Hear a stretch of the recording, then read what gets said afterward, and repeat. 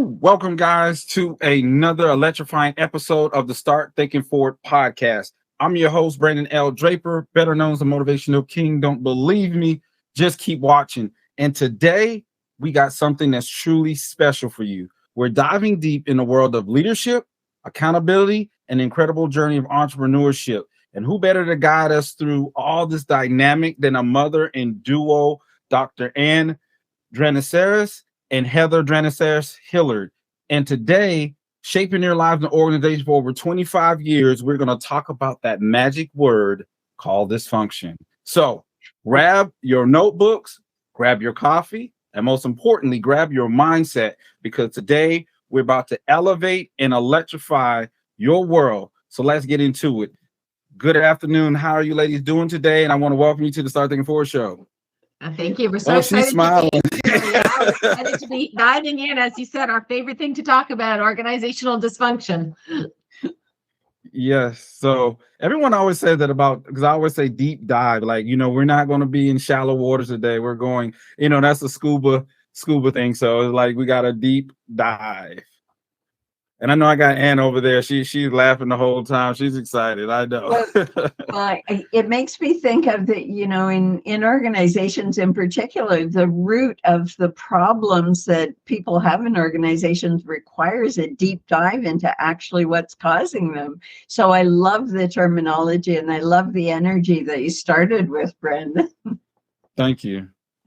So, tell me, I know the few words that I shared could not summate kind of what you guys are to each other, what you are to the community, and who you are individuals in the true science and study of what you do. So can you tell us a little bit about the dynamic duo that we have before us today? Well, Ann, I'll start off with this. Ann and I have a little bit of an unusual kind of history behind sort of how we came together as business partners way back in 1998. Ann actually is my biological mother, and she had given birth to me just shy of her 17th birthday and decided to place me for adoption. And so fast forward 27 years later, Ann and I were reunited. And we, whole good discussion we could also have about nature versus nurture. When Ann and I met for the first time, it was like sort of this, big aha moment. I don't know. It's like everything fit together in that Ann was doing work with individuals in helping them to really sort of understand what was going on with them. She's a psychotherapist by training, but was also working as a corporate therapist and corporate coach, executive coach back in the early stages of that. I was doing work inside of organizations as a consultant to help them figure out how to, get people to do what organizations needed people to do. And so when we first met, it was like this, okay, you're working one-on-one with people and I'm working broadly in the organization. And it was like this sort of immediate thing of, wow, fascinating. We're both interested in the same space. We've just come at it differently. And again, we joined forces 3 years later. So again, we just met. And 3 years later, we started our business together, where we were bringing her expertise with individuals and personality development with my systems thinking approach to create the company that we still run today, 25 years later. Now, I've listened to some of your interviews. I'm mad I listened to all of them, to be honest. So I didn't remember you guys talking about that. This is my first time hearing that. I study people, though. Like, I was not looking for that. That was interesting. Oh, wow. That's powerful. Wow. So you've never spoke about this before openly, publicly? Well, we have spoken about it, but it sort of dropped in sometimes in the middle, or it's never right starting.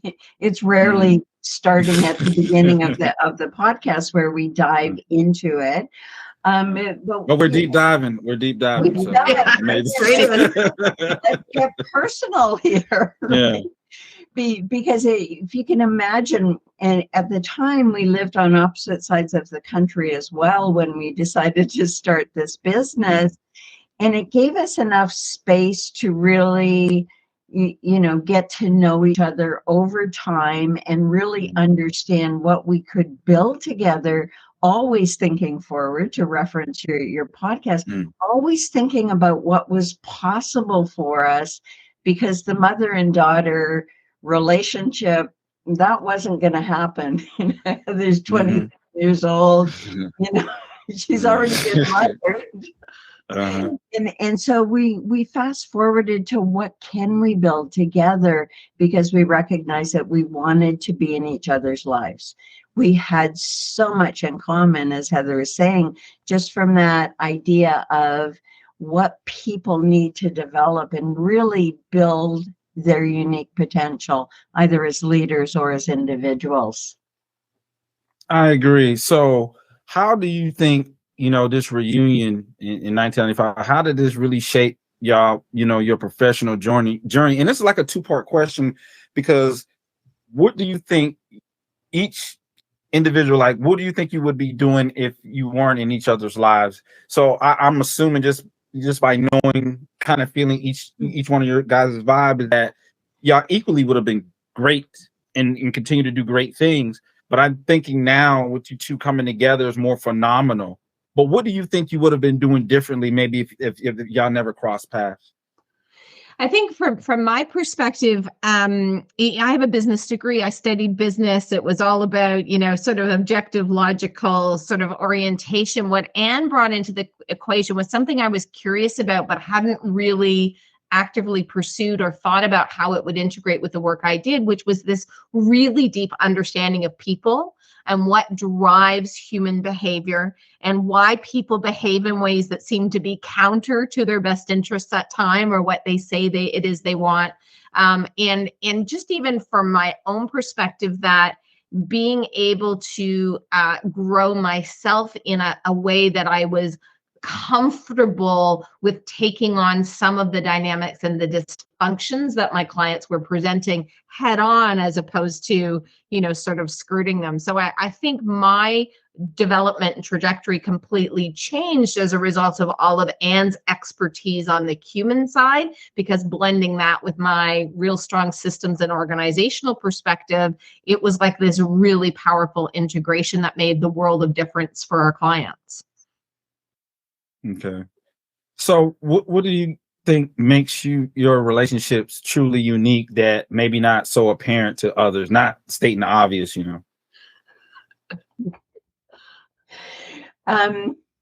What makes it unique is there are so many things that pop into my mind. I think our natures are so very similar in that we're both Sagittarians. We're born a week apart.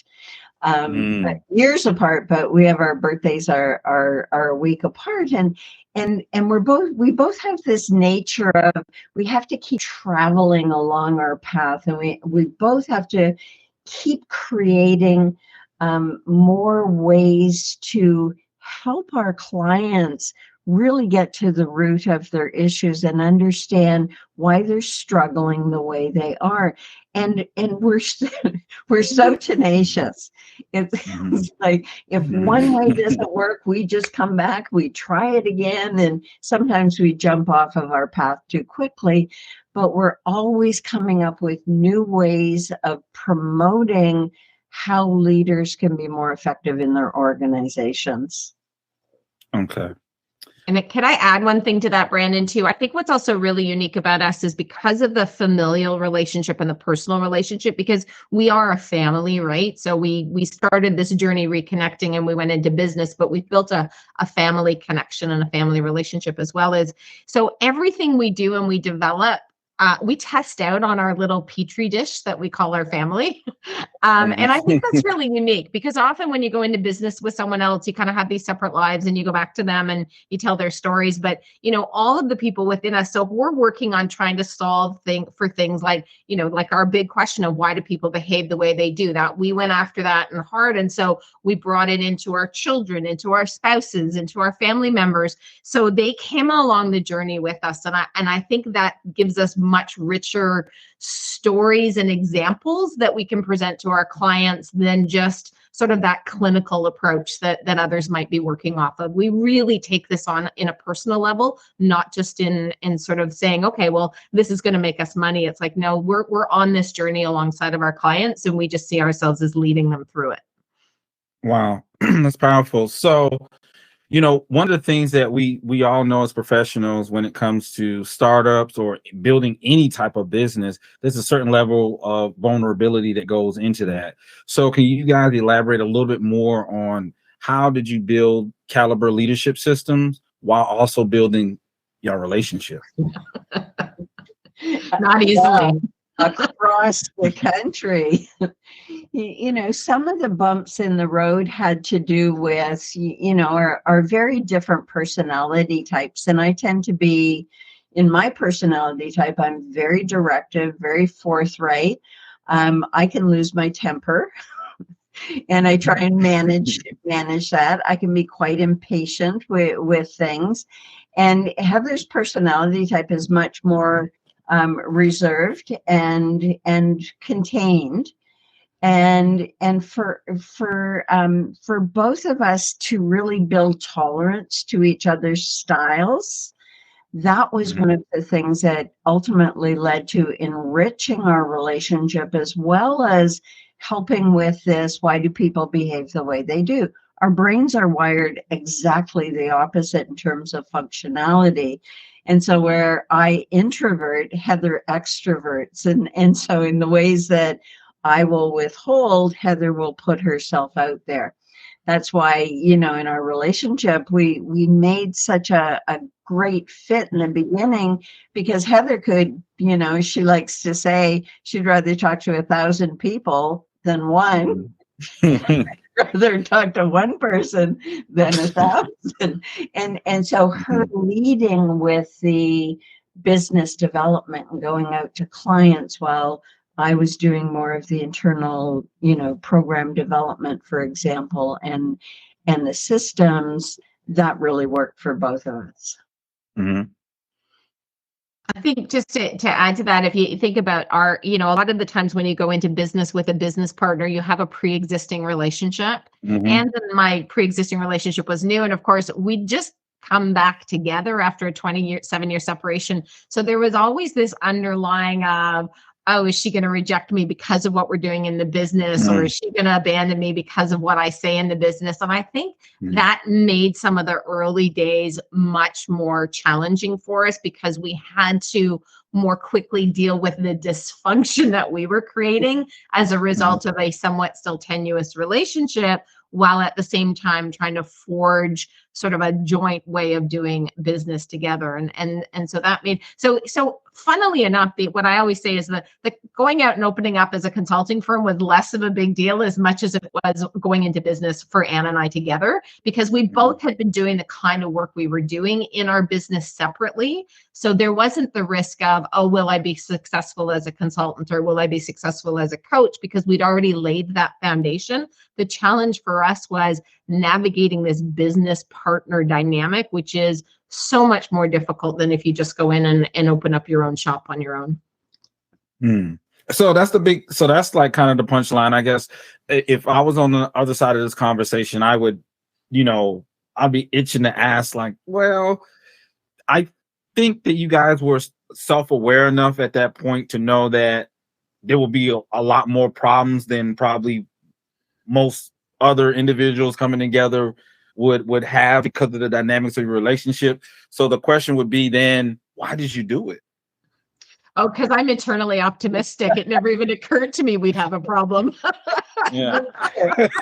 And just as again, referencing our brain styles, you see, we weren't coming at it from, both of us have this gaping hole in our hearts and our lives that we're looking for each other to fill.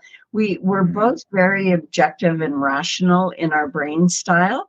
And so as long as we could resolve things objectively, we were fine. You see, the expectations were more around the business than, reestablishing the mother and daughter, because that seemed to come more organically.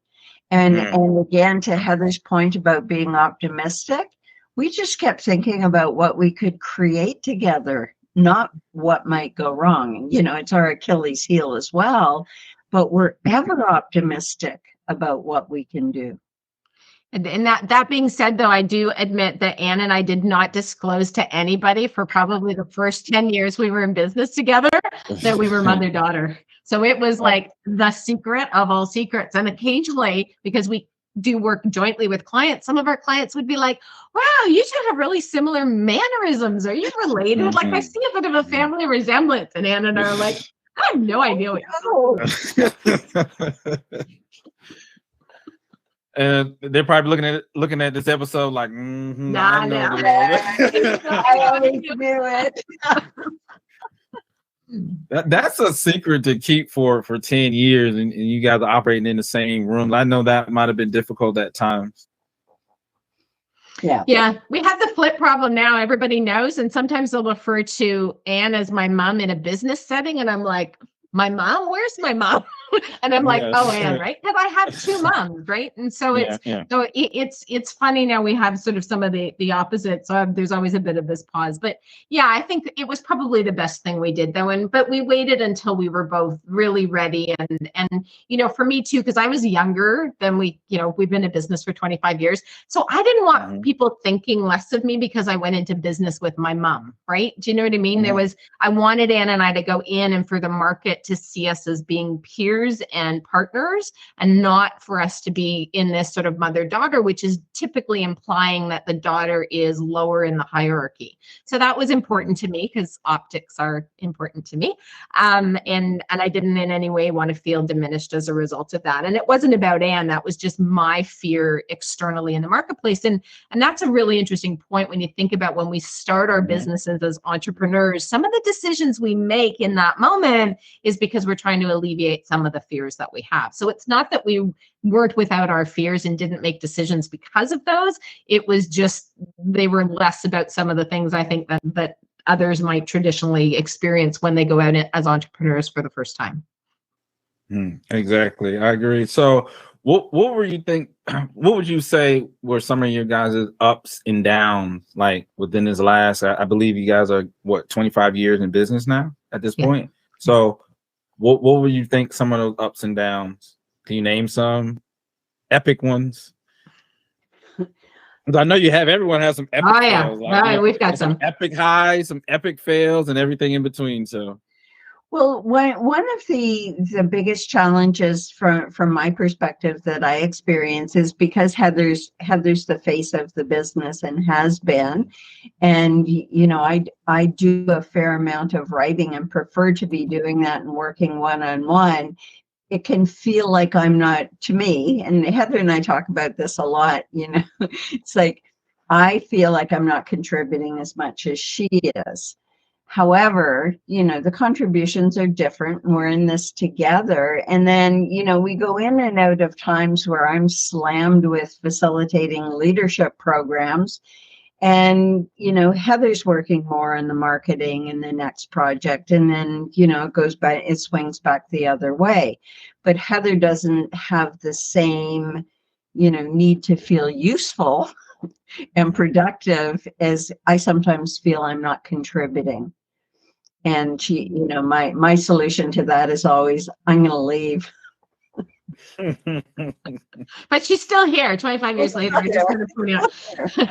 I think one of our sort of lows from a business perspective, Anne and I have always wanted to, you know, as many people who go into the professional services space, not be trading time for money, really have an enduring product or system or something that we're selling. And Anne had been tapped by Oprah back in 2009, I think it was, to create a quiz around who are you meant to be. And from there, we got really excited, and Anne really worked to develop a new personality system that was based on the latest advances in brain science and emotional intelligence, and a really an all-encompassing tool that would help us in our work with our clients. And we were so excited about it and its potential. I told you we were optimistic. Its potential that we put kind of all of our eggs in a basket of building a business, launching a business that would be online driven, fighting the Myers-Briggs world and all of the other big established assessments that are out there. And we really believed in the potential of our product. We still do. Our clients love it. We get all kinds of raves around it because it answers that question of why do people behave the way they do, and more importantly, what to do about it. So it's really useful from that perspective. But at the time, we got a little bit of tunnel vision on it, and we sort of let some of the other aspects of our business slide. And then we had to go in crisis mode and rebuild mode because of that. So I would say that was a really good lesson learned. So now we always have our eye on both. Anna and I have written numerous books where, we've got our podcast as well. We're sort of always looking at those additional product-driven revenue streams, but we no longer ever take our hands off the wheel or our foot off the gas on the core place that drives the cash that comes into our business on a day-to-day basis. Interesting. A lot of people don't look at it like that, but part of the reason they can't look at it because they don't even see that they have a problem because they don't have any way of measuring. And it seems like you guys have kind of really got that down to a science where you're actually taking accurate measurements so that, hey, this is where we need to make adjustments in our sales. So I like that.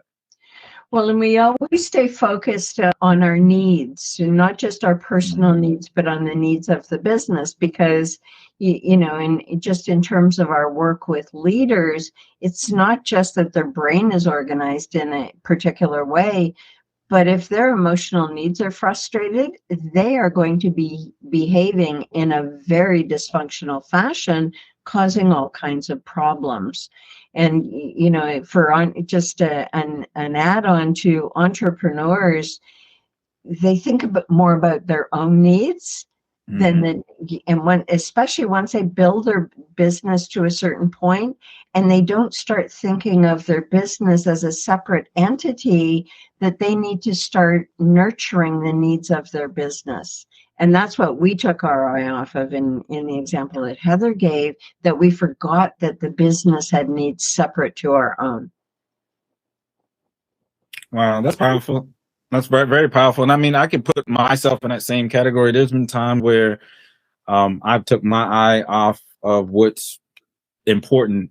Earlier when before we even got on the call, and this is me being vulnerable and transparent to you guys, we talked earlier, like how many years I've been doing this, but consistency has been the thing, I'm giving value. So, if I don't feel like doing it, I'm not doing it. I'm not in a headspace. Like no one wants to hear when I'm emotionally discharged or whatever. So, and it took me some time to say, no, that's the best time to do it. It's like people are going through the similar pain. And if you can help them understand why they're doing it and help them make better decisions, bringing other experts like yourselves to help navigate this rocky course.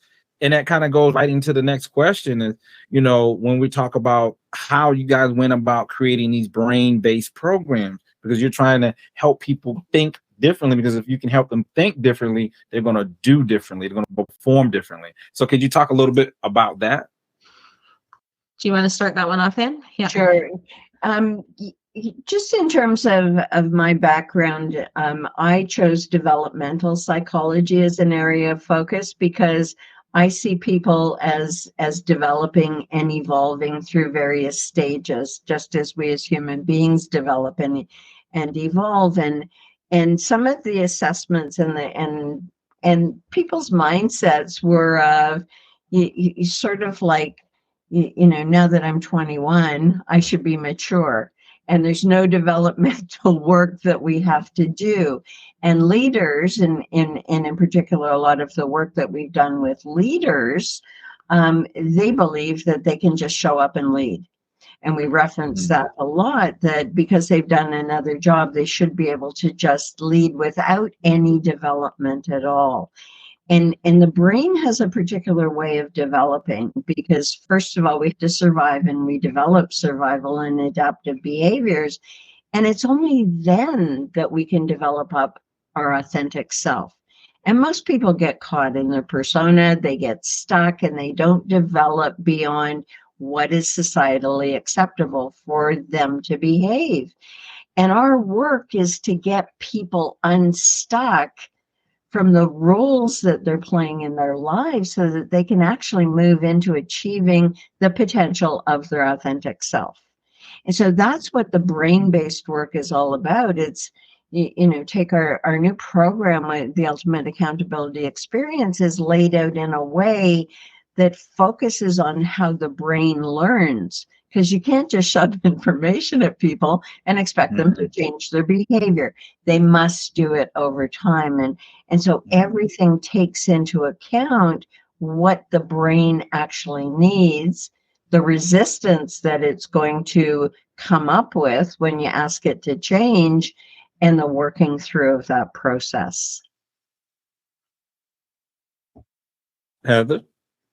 Yeah, for me, it was like when we had this and could start working with it, it was like, oh man, this explains everything, right? It's like having a user manual for yourself. It's the one thing I wish I always came with, right? It's like, why do I think like that? Why do I do these things? And it was like, oh, I get it, right? And so now when we talk to clients about things through the brain-based lens, the other thing it does is it releases us from that judgment that we do as humans. I should know, I shouldn't need, I shouldn't have to, whatever, right? And so, even something as simple for me is to say, oh, I get why I will say that I like to talk to 1,000 people, as Anne mentioned earlier, and not like to talk one-on-one, is because there was an aspect of my brain that, as a result of my childhood conditioning, it did not develop.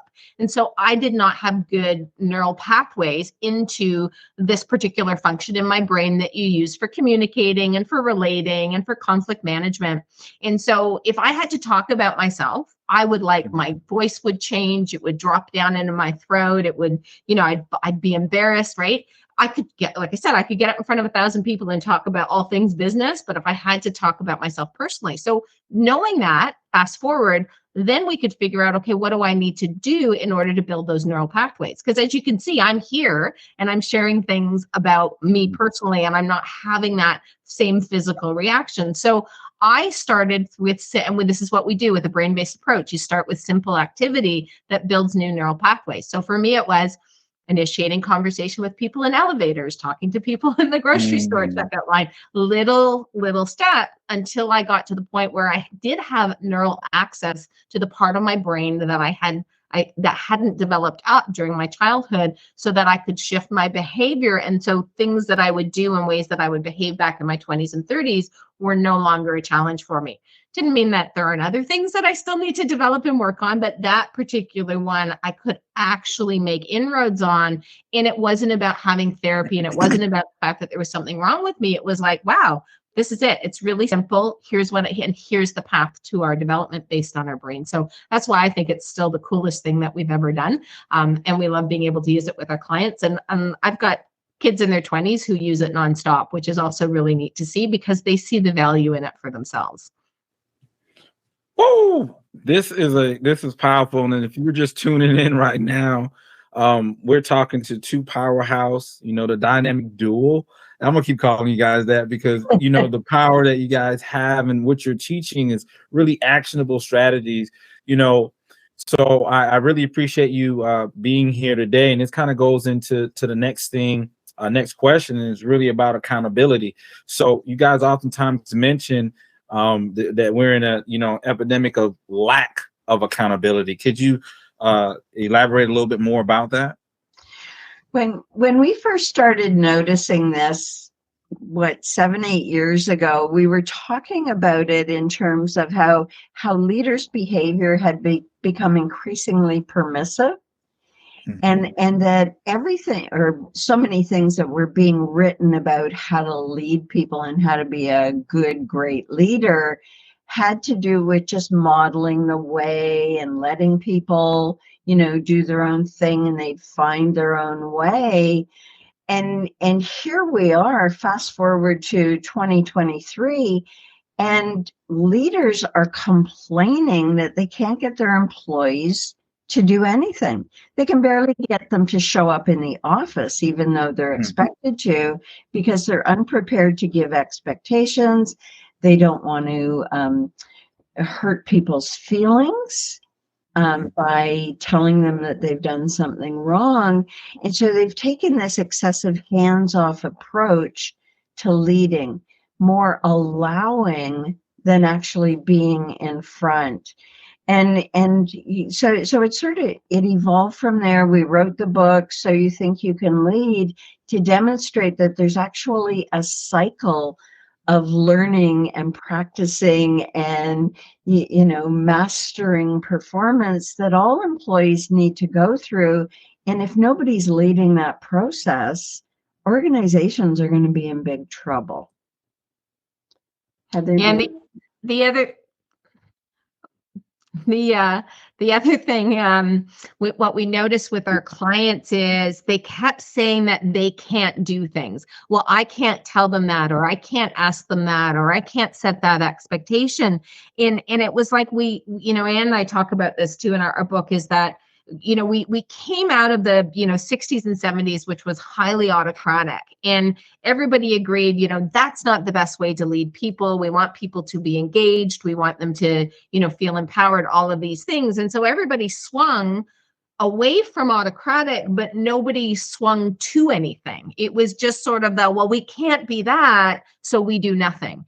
And somewhere along the way, leaders got out of the habit of actually doing the things that are involved in leading, which is, I define for you what it is that I'm looking for. I direct you. This is what I want, how I want, when I want, those sorts of things. And they've gone into this place of not developing up that skill set. Instead, they'll say things like, oh, would you mind, or would you please, or would it be okay for you? And then the employees go, yeah, I don't feel like doing that, right? And so we're having to get leaders to go back into developing up these leadership actions, these approaches that are so fundamental. But when we talk about accountability, everybody says, oh, well, I don't want to confront them. And I'm like, that's way down. That's there's so much more into leading. And it's really unfortunate, because I think the stress level of our leaders is astronomically high. Certainly in the clients that we work with, they feel powerless, they feel frustrated,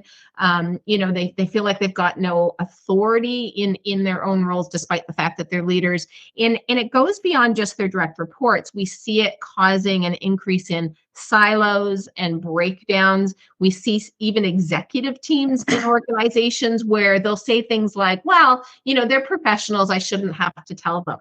And so everybody's so afraid to step into this place of actually leading in a way that fosters followership and accountability, that's why we talk about it from that perspective of an epidemic.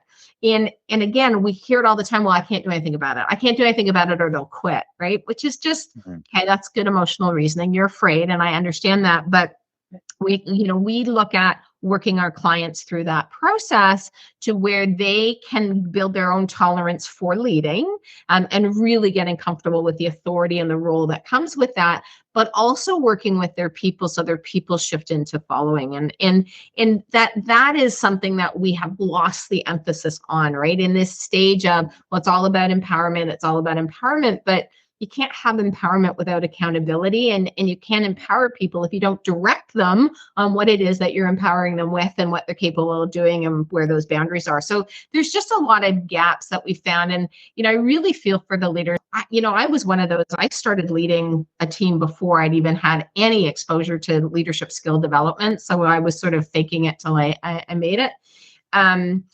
But I think there's so much more pressure today on leaders about, employees have to be happy and they have to be engaged. I have a client who their leadership effectiveness is based on employee satisfaction and happiness. And so that means, well, I can't manage performance, because the second I manage performance, my employees aren't going to be happy.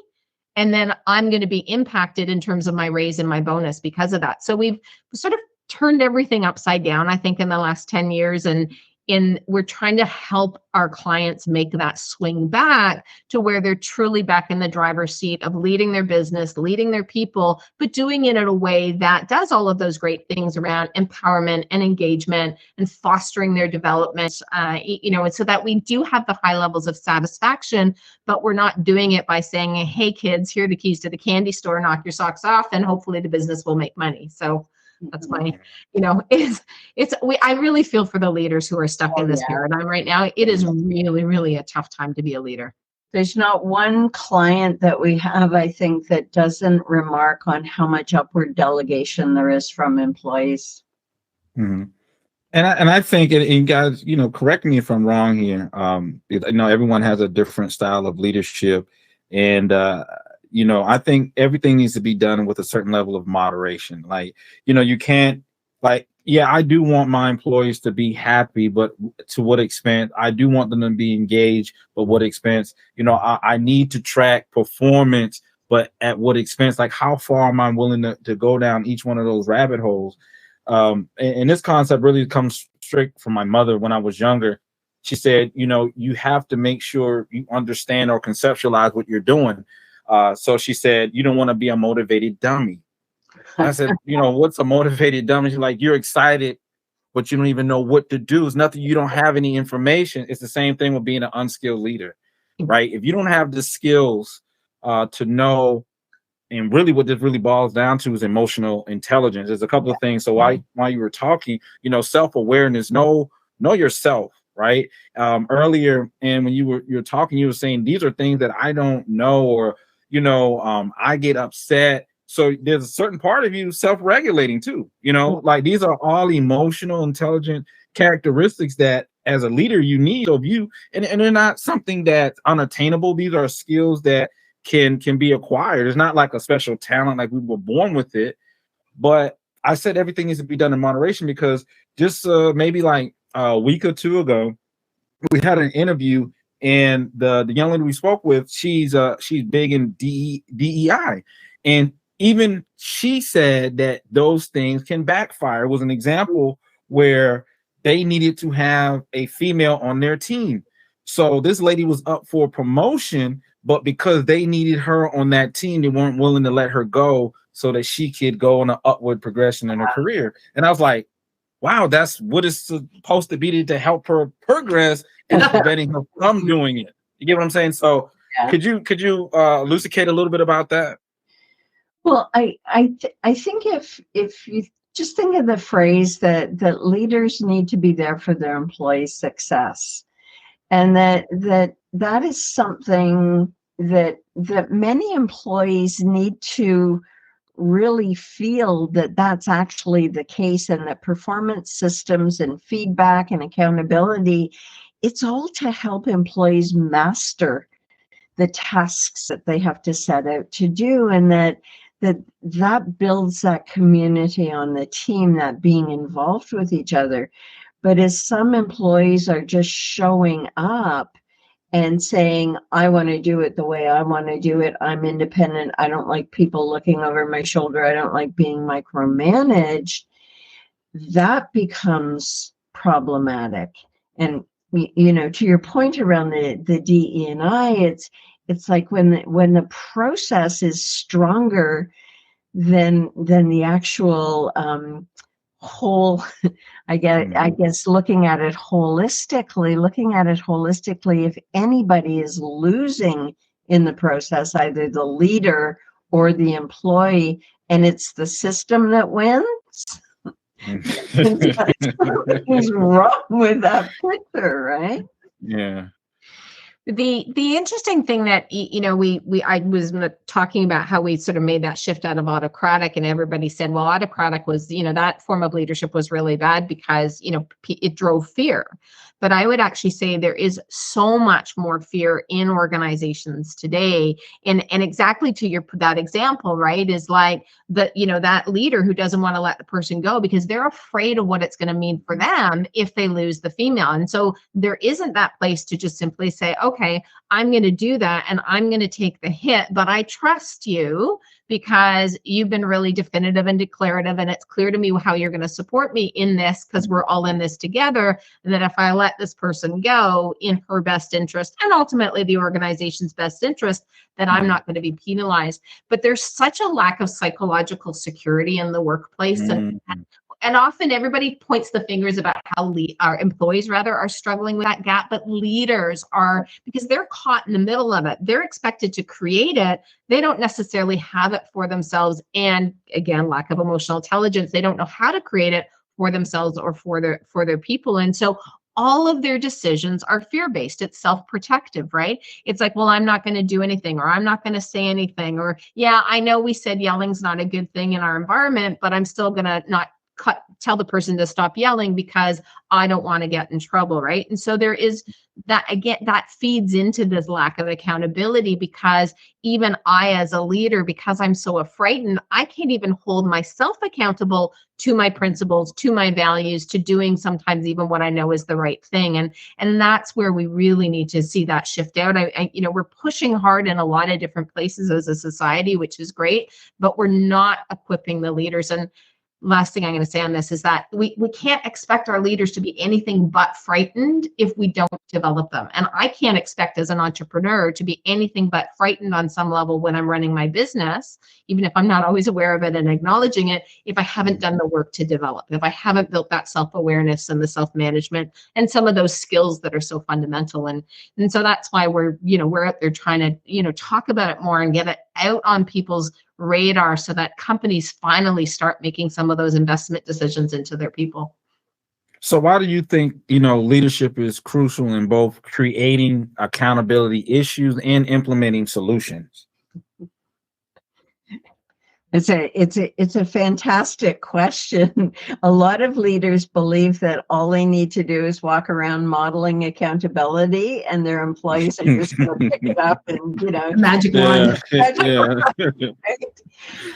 Because leading leaders it means you have to lead, and that's the essential thing about leadership, that they don't take that part of their job, the leading people, particularly seriously.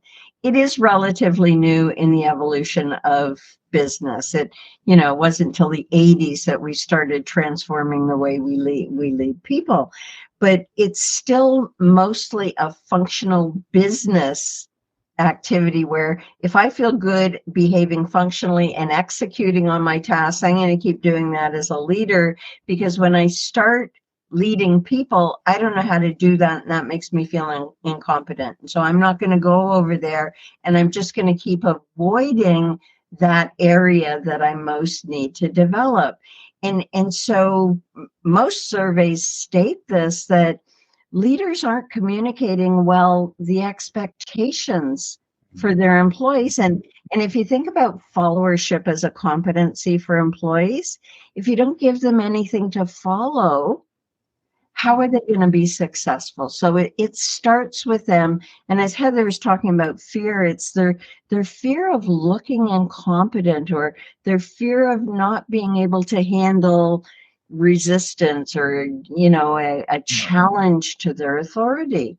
And instead of going out and saying, just acknowledging through self-awareness that, hey, I suck at this. I've never learned how to do this. I need to go and get some training. Instead of that, they just avoid it and they don't do it. Yeah. I was just going to say, and I think that when you asked the question about, why leaders, and at the end of the day, if not the leaders, then who, right? It's certainly not the employees that are going to make this happen. And, that the leaders used to be the ones that they were out there, they were out in front, and they defined, and they, even if you think about a community leader, they define something that brings people together and holds them and holds people in community in order to achieve whatever that common aim, goal, purpose, whatever it is. In organizations, it's been lost. And so the leaders, they do need the skills and the awareness to step back into that space and really feel entitled to be able to lead, because, they're doing leadership off the side of their desk. And as long as they're doing that, we're always going to have this dysfunction of a lack of accountability. Now, when it comes to business startups, even if we're talking about DEI, the one word that we don't hear much of is like neuroscience, neuropsychology. So how does neuropsychology of behavior contribute to some of these issues that we're talking and actually seeing in the workplace? Well, it's such a great question. I'm glad you asked that, because if you think of some of the expectations that are there for leaders these days, as one of them, as Heather said, to create psychological safety, to tend to the health and wellness and the mental health of their employees, to understand what their employees need, and to be able to empower them in their roles, all without any training at all. And so the neuroscience behind this is, if they want to start understanding psychological safety, it really does start with understanding themselves and building emotional intelligence and understanding how their brain is getting in the way of their own development. And then not taking the behavior of their employees personally, and not shying away from these difficult conversations, because their instinctual brain has kicked in and said, danger, danger, warning, warning, I better get out of here, which is what a lot of, leaders, they just react to their employees and they shut down and don't say anything at all. And so it's neuropsychology light. It's not going into any depth. But you ask any leader in most organizations, if they know how to create psychological safety for their employees, they'll look at you like you've got two heads. It's like, what's that? Many leaders don't even know what a mindset is. So, the expectations, and to Heather's point about the amount of stress that leaders are under, because all the expectations are increasing for leaders without any further contribution to their development. I'm glad you said that. Sorry, I was just going to take it down into an example specifically for like leaders and in startup, because if I think about when we started and sort of where we are today, even with our own staff, so I would expect my staff to be able to read my mind, because neuropsychology, I wasn't quite there, and self-aware. But and then I would get frustrated with my staff that they didn't bring me back what I wanted, right?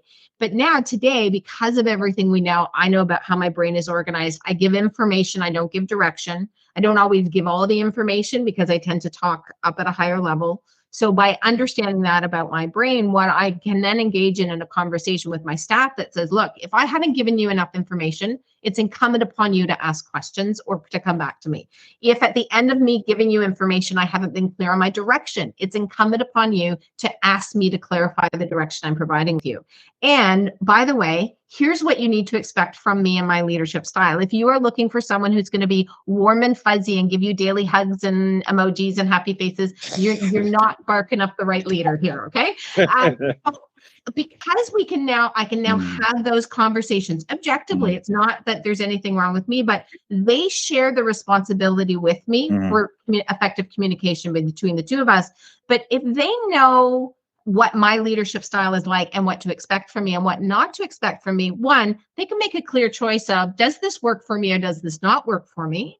And if it does work for me, then I understand the deal that I'm striking with this individual. And so they're no longer frustrated and annoyed because I'm not touchy-feely enough in the exchange. Our staff love working for us. They work for us for really long periods of time. So as your listeners are thinking about that, right? Because there's always this, oh, well, we have to make them happy. I did all of that when we first started our business, the parties, the social things, I'm a great boss. Look at all the things we're doing for you. But today it's really about giving our staff the best opportunity we possibly can to grow as much as they possibly can while they're on their journey with us. And that is a higher level of satisfaction for them and creates that security. They always know where they stand. They always know what's expected of them. They always know they can have an open conversation with us if something's not working for them. And that's it. Like it's focusing in on that as an entrepreneur out of the gate. That helps us, but we can't do that without the neuropsychology, without the level of self-awareness, because we're going to go into that self-protective of, I'm going to play the role of a leader as opposed to really being authentic and showing up in a way that we can really foster that trust with our folks. So that's where, from my perspective, when we think about, in really simple terms, every entrepreneur, it doesn't matter where you're at on your entrepreneurial journey, the more you know about yourself and how your brain is organized, the more powerful you are going to be in driving yourself forward on your journey. Guaranteed.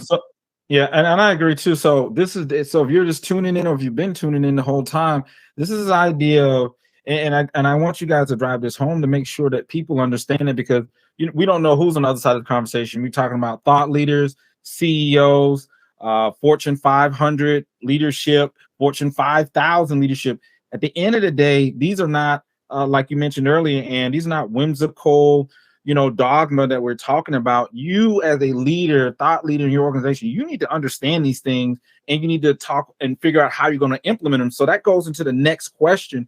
What challenges might an organization, be faced with trying to implement these accountability initiatives? Well, this is where neuropsychology ties into this as well, because a lot of people and leaders believe that if you learn something, then you're going to change your behavior. And it doesn't work like that. And this is where we've had most success in going into organizations where they work with us over a period of 3 years to undo the bad leadership behaviors and change their brain, change their mindset, practice the new skills that we teach. For example, our Leadership 101 program, it goes on for about 9 months, and then we have follow-up coaching sessions following that, because you can't just tell someone to do something and expect them to change their behavior. That is an absolute need that many organizations, they don't like to think that they I get it, I got it, I'm going, they like to think that they don't need anybody or anything. But if they don't come in and build that relationship and really work at changing their behavior, they keep investing in one-offs as opposed to, doing that deeper dive where they're actually changing their brain and deepening their understanding of how they work and building emotional intelligence and leadership skills at the same time. Yeah, the resistance is what we experience all the time, right? In all sorts of forms when we do this, and everything from it's not that big a deal to it'll just magically disappear. We call it magical thinking, that goes on in organizations with leaders. But we come at it in a way where we're really mindful when you go into a change like this, where what's going on in their brains and what we need to do to move them kind of out of, because they're stuck in status quo, right? Their brain gets stuck in status quo. And then when we try and move them out of status quo, the first thing they get is fear. And so we have to move them through that. And it comes up in the form of resistance and, saying things too, like they can't afford it. They couldn't possibly invest money in it. And yet they lose hundreds of thousands. And in some of our clients' cases, millions of dollars because they're not dealing with their dysfunction. But we have to get them through that into the learning. And I think that, almost every single time, beyond the entrepreneur bringing us in because they have the absolute ability to do that, a lot of the times it's usually some folks in a tier below who really recognize how systemic the issue is and what it's doing to the organization. And they push until finally something opens up, or they find something that is really sort of a burning platform that absolutely everyone agrees on that they're going to have to do something about it. Like again, we've just lost millions of dollars yet again on this project because, and then we get brought in to solve for that. Even though we know the actual issue might be a little bit different, that we get attached to some problem that they can no longer overlook because it's gotten so big for them. So sometimes that's what it takes, but certainly there are lots of entrepreneurs out there who have, called us up and said, hey, can you come in? I realize that I'm hitting the ceiling here with this and with my business, and I need something different to help me get past that ceiling. And we love being able to have the opportunity to help those founders move their business to that next level. Now, I told you guys I'm a mother's boy, so my mom used to have this old saying. I believe that there's two things that doesn't get better over time. That's problems and bills. And when you're letting when you're letting an issue persist in your business, you're a leader. You're letting these things persist. It's not going to get better. You're not addressing it. You're not hiring a professional to come in. It's going to cost you triple the amount of money, time, energy, and resources from your organization because you're not addressing. Somehow it's going to get better over time. I'm telling you, the reason that they're here today is because it's not going to get better over time. You need to connect with individuals, people that know what they're talking about, have written about it extensively, and have a outline on how you and your organization can get over these hurdles. So the next thing I wanted to talk about was, this is the idea, and it's a persistent idea or problem or situation with a lot of thought leaders or people that they obtain a certain level where others have to look to them. Well, I'm not good enough, or maybe I'm not as good as I think. Maybe that education that I have is called the imposter syndrome, right? I don't know if I'm capable, even though I'm in the position. I don't know. So could you talk a little bit about that and why that may be stealing some of the thunder out of these organizations, both from a leader standpoint and also an organizational standpoint? Yeah, it's a big question because it really does tie into what we were talking about with the abdication of responsibility. Because we, as part of our development, we compare ourselves to others and our peers to see who we are. And, after we hit adulthood, we're supposed to leave that behind, that comparing thing. But if we're not getting enough feedback, if we're not getting enough recognition, if we're not getting enough direction, if somebody isn't working with us, we're stuck with these chronic doubts. And of course, the imposter syndrome has its roots in childhood. And then it just comes, it comes up when in situations in the workplace where, leaders are behaving in a similar way, we're not getting our needs met. And one of the wonderful parts of the brain, we call it the saboteur, it will always come in and start casting doubt so that we stay in our comfort zone and we keep our mouth shut and we don't do anything that's ever going to get us in trouble. And leaders suffer from this as much as employees do, you see. And it's and while leaders have that role authority, they might not even use their role authority to give direction because they fear or doubt that they're going to do it in a way that's going to get them that positive result. And so you can see, Heather was talking about that natural resistance. The imposter syndrome thrives in an environment where there's no accountability. Because nobody's defining what success looks like, and nobody's saying, oh, you rocked it. You were amazing. Not just because they showed up for work, but actually because they achieved the expectation. Yeah, it's one of the things that we almost always, just on Anne's point there, that when we have clients come to us that are working with us who are struggling with the imposter syndrome, it is one of the first tasks we give them is to write down objective criteria for themselves in their role to assess their own performance. Because 99% of the time, they're working for a leader who has never set expectations. They don't know exactly what it is. There's no role definition, all of these things. And, they're operating in this void. And because they have this developmental gap, it's just magnifying everything. And so they're working so hard and overworking in order to prove themselves.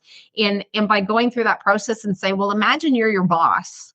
And I want you to set those expectations for your role as though you are your boss, and not wait for them, because there is that thing too. It's like we expect everyone to kind of come and do it for us. But part of moving out of the imposter syndrome is to say, I am entitled, right? I am entitled to define this. I'm entitled to set my own expectations. I'm entitled to celebrate. I have one of my clients right now who is taking great strides and taking a lot of pride in being able to stand up and say, no, I did this. I was behind this. I drove this, so that she is getting the recognition that she needs, because no one in her organization believes in ever giving recognition to anyone, but they're really quick to say things like, what are you, stupid?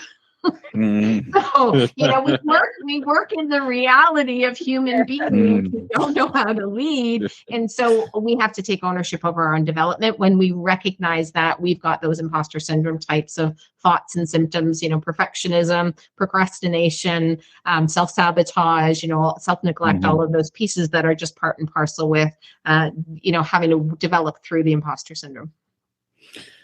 So, Dismantling Dysfunction podcast, right? Because this is not about me. This is about making sure that everyone gets the information that they need. So let's talk a little bit about the dismantling dysfunction. Talk a little bit about that. We think of dysfunction as normal because anytime you have a function, there is a potential for it becoming dysfunctional if there isn't enough leadership, if there isn't communication, if there's a lack of alignment. And so we decided to come at this from the perspective of the key things that leaders complain about.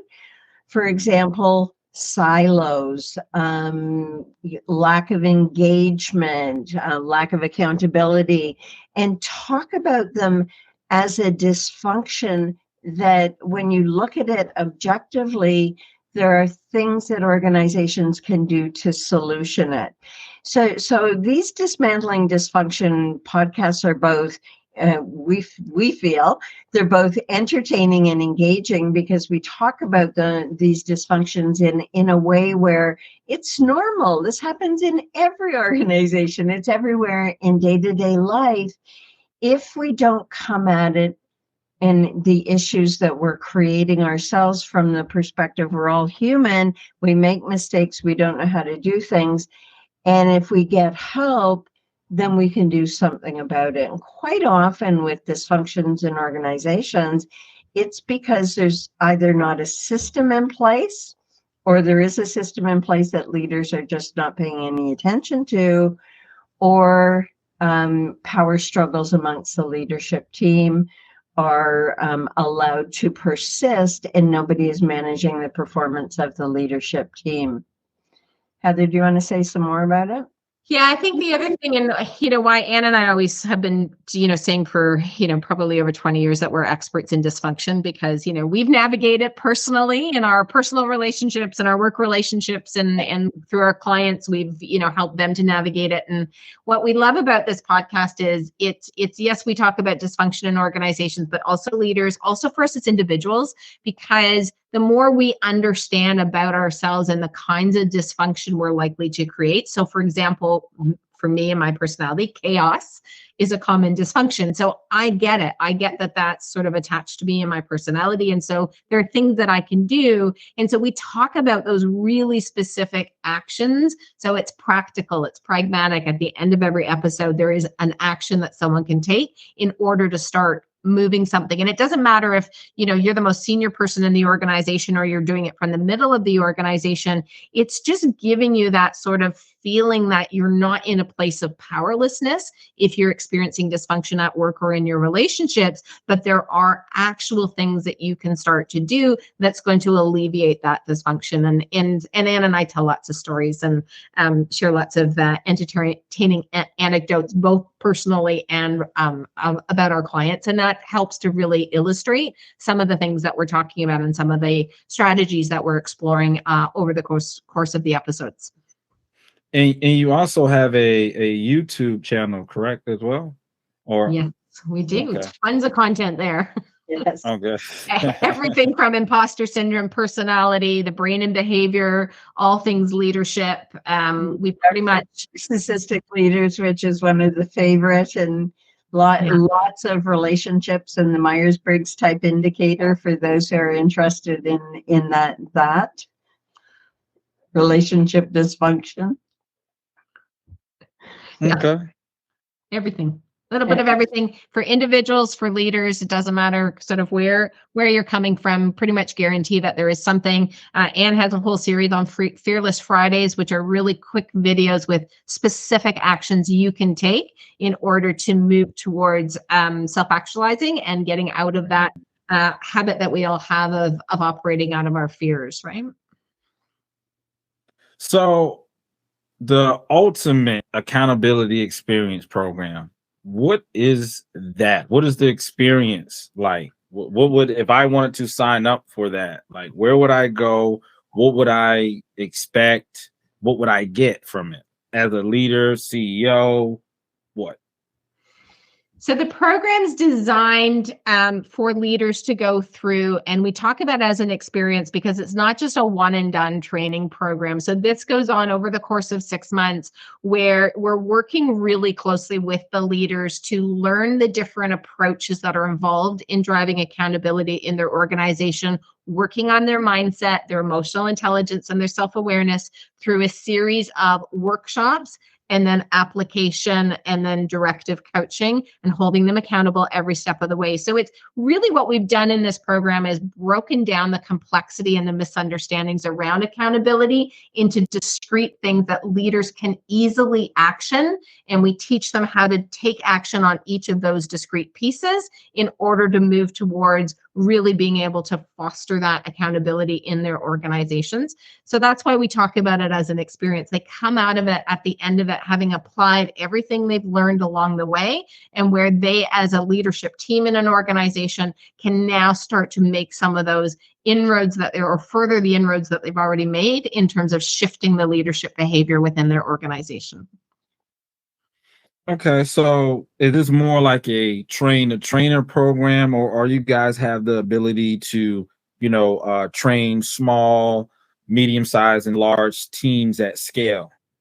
Yeah, so we do both, right? But we do, if organizations have in-house resources, they want to be able to deliver it in-house, we can train them up. Otherwise, Anne and I and our team do the delivery hands-on. So you're getting the opportunity, and your leaders are getting the chance to work with the experts who've been there, breathed it, and worked on this with our client organizations for over 25 years now.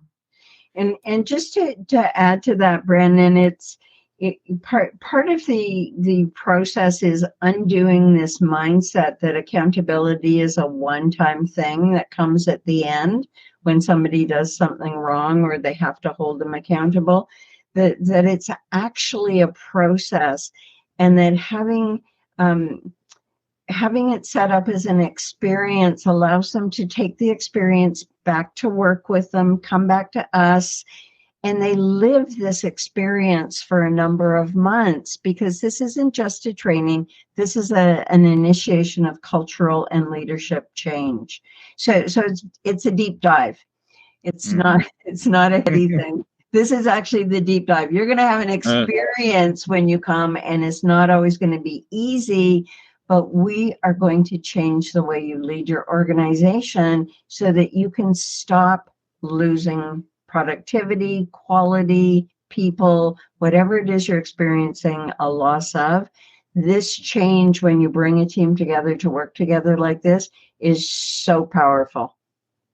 Mm-hmm. And I agree. And I don't know if I can drive this home anymore. If you're listening to this, this is not going away. It's not going to solve itself, right? So can you talk or you just drive this home for me? How can leadership teams benefit from this program? You're listening on the other side of the conversation. You need to know how your team can benefit. This is not to me, I call it a non-negotiable, right? You're going to have to know this information, not just know it. Now you got to have to initiate it, and you have to implement it into your organization in order to have the success that they're talking about. Or you could possibly be one of their skits on their podcast when they're talking about the dysfunction of your organization, so you don't want to be that. You don't want to be that. It's a really good question. I know a lot of folks ask that, but in the simplest of terms, what we say to the leadership teams before we come in is write down all the things that you complain about, that you're frustrated with, that has been an unresolved issue for however many months. And I've got clients who have issues on that list that have been around for years and years. And then we say to them, what is the value if we make all of that go away? Because the time, the energy, the emotional energy that goes into that feeling of frustration, powerlessness, complaining, I have clients where I say, like, if you're going to keep calling and complaining, we need to have a different conversation. But leaders do that. They get caught because they don't think that they can change it. To your point, right? It's like they go into avoiding it and nothing changes, but they will complain about it, and they'll go home and they'll lose sleep over it, or they'll complain to their spouse about it. And so we say, write those things down, and how much would it be worth for you? How much time would we free up for you if we can give you what you need to make those things go away? And as new ones come on the list, that you are actually equipped to get them off the list faster. And because that's the real benefit, is like, if I'm not spending all of my energy as a leader on all of my frustration, on all of these things that irritate me, and these things that the issues or the things that get dropped between the silos or people not following through, and I could just focus on really leading my business, how much more value can I drive for my business? And that's where typically what folks will notice the first is the ease of which their role shifts to, because they've gotten rid of all of that noise that drives them crazy and isn't the fun part of being in the leadership role. This next one is near and dear to me.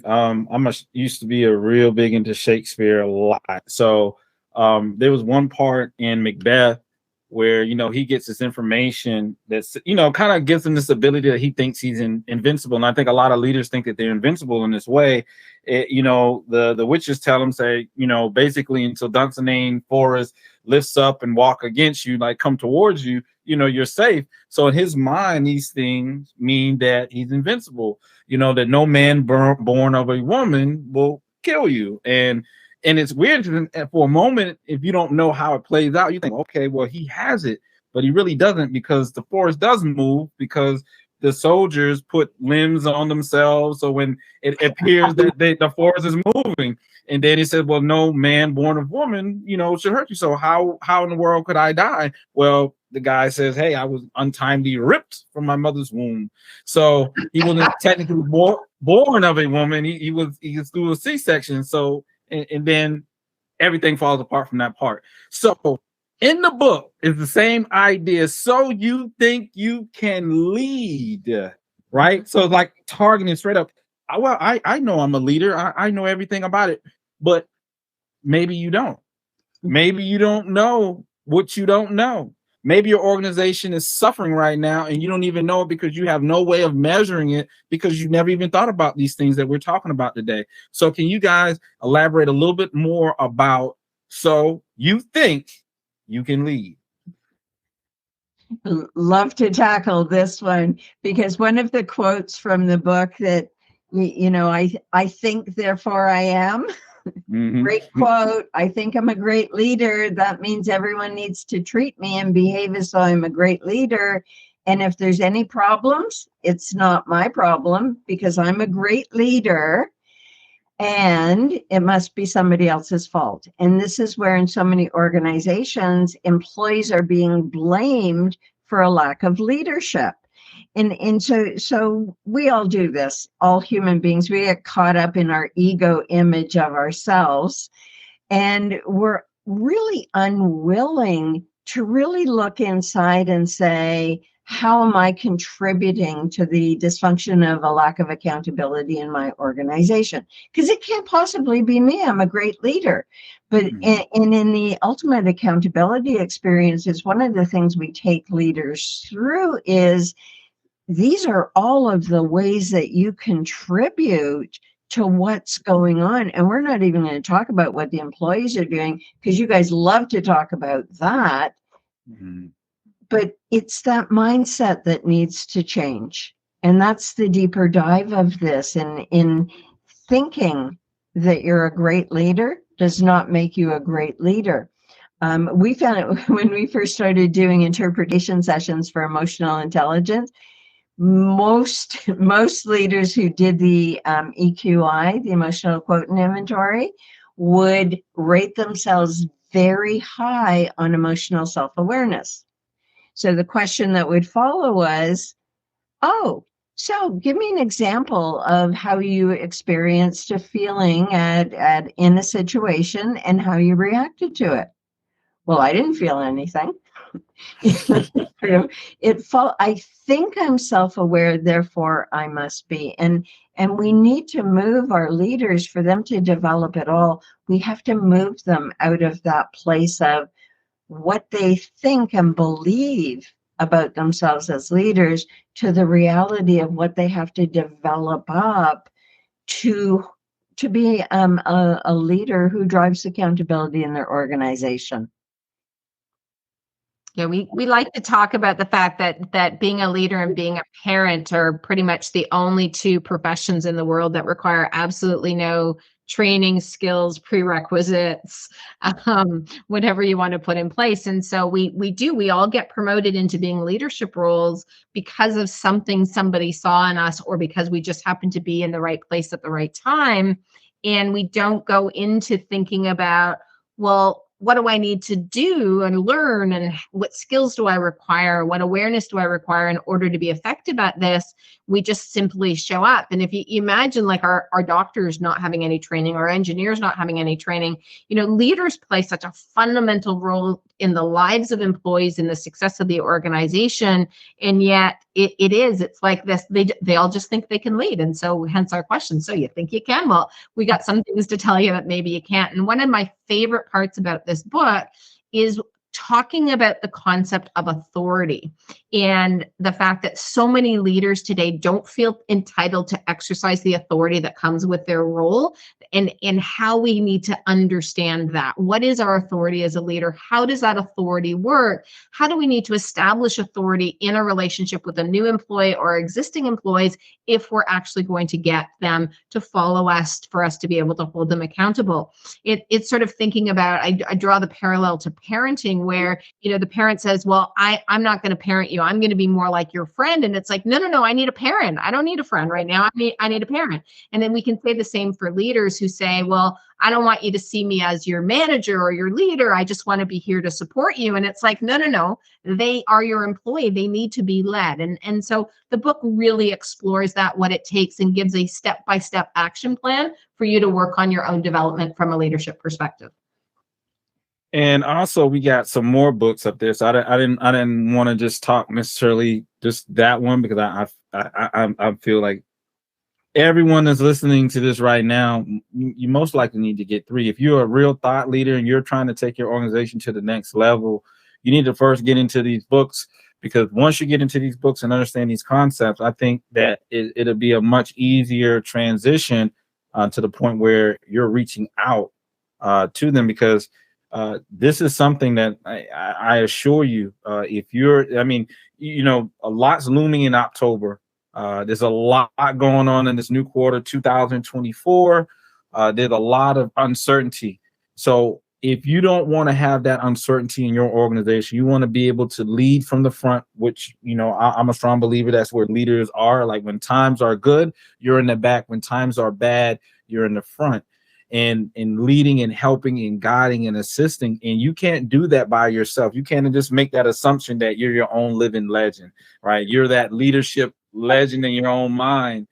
It goes nowhere. There's people out there that, they've drunk their own Kool-Aid a little too much as leaders, and they lose sight of the organization. And it, sometimes we laugh. It's a laughing matter. It's funny until it's your organization going down in flames, and then it's not as funny anymore. So if you're listening to this, it's not picking fun, and it's not trying to find vulnerabilities in your organization. It's really about getting strategies and implementing them as needed in your organization so that you can take your organization to the next level. Heather, and you can continue talking about these other books. I think it's equally as powerful. And do you want to go? Sure. I'll go. Okay, you go. Yeah, you go.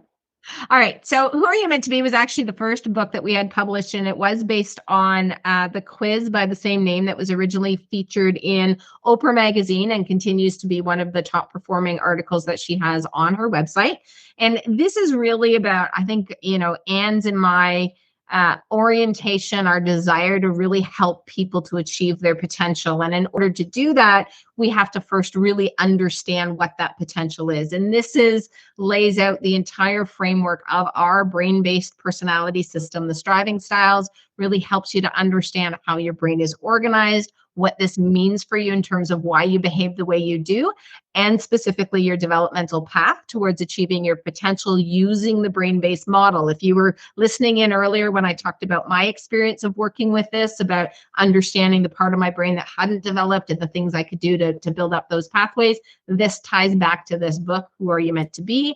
And of course, Power Past the Imposter Syndrome, which is really helping anybody who recognizes that they are struggling with the imposter syndrome on understanding it from a developmental perspective, right? How it's representative of a developmental gap that each one of us has, as Anne mentioned earlier, stemming from our childhood, where we bring sort of those survival strategies of childhood into our adult lives, where we need to actually identify those, unpack them, get rid of that imposter syndrome script that runs in our head, and actually move on the developmental path towards achieving our potential.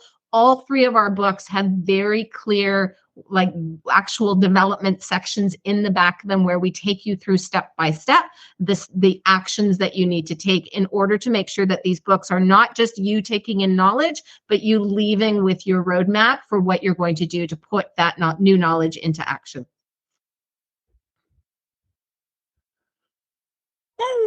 That's exciting. So I got one more. So if you see, I looked at some of your previous episodes and things that you guys talked about.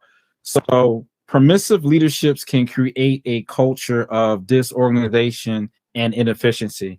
Can we talk about that, and that be the last thing we sign off on that? Because I felt like as if that was so important to talk about, and it's something that you guys mentioned over a year ago, and I wanted to bring that back home. When we work with entrepreneurs, which of course we love to do, Heather referenced it earlier about taking entrepreneurs' businesses to that next level.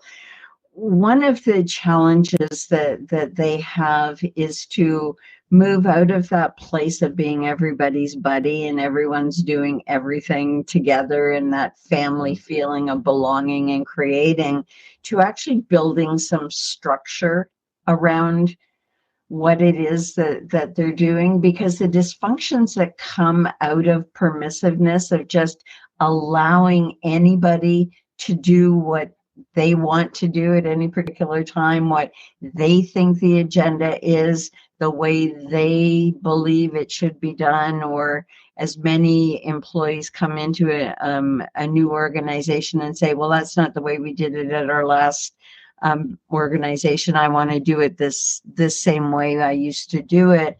It creates chaos. It creates so many other dysfunctions, misalignment. And for our poor leaders, which again, we express so much empathy toward our leaders, because they're permissive, what they end up doing when they get work back from employees that really misses the mark is they end up doing that work over for them, or they haven't given adequate instruction as to when they want something done by, and they don't get it when they actually need it. They end up doing it themselves. And so all of the dysfunctions that come out of being permissive can be remedied through putting in a system of accountability and training up leaders to really effectively manage the performance and development cycle in their employees.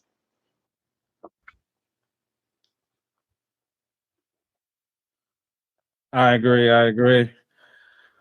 All right. So, Heather, do you have any insight on that as well? I guess my only thing that I would say is that that the first step is to recognize that you're a permissive leader.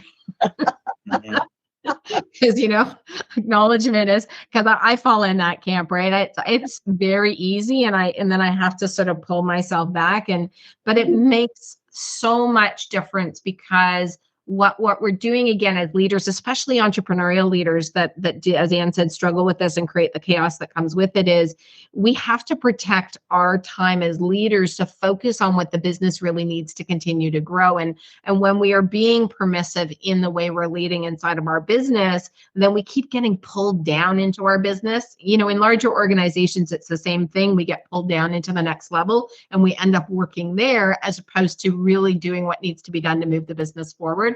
So that's one of the things to look for if you're sort of thinking about, okay, is this me or is it not me? If you're one of those leaders that's constantly saying, it's like, I'm the bottleneck, I don't have enough time, it's like, I'm always doing all these things for all these other people, those are all symptoms of permissiveness. And best of all, we have a cure for it. So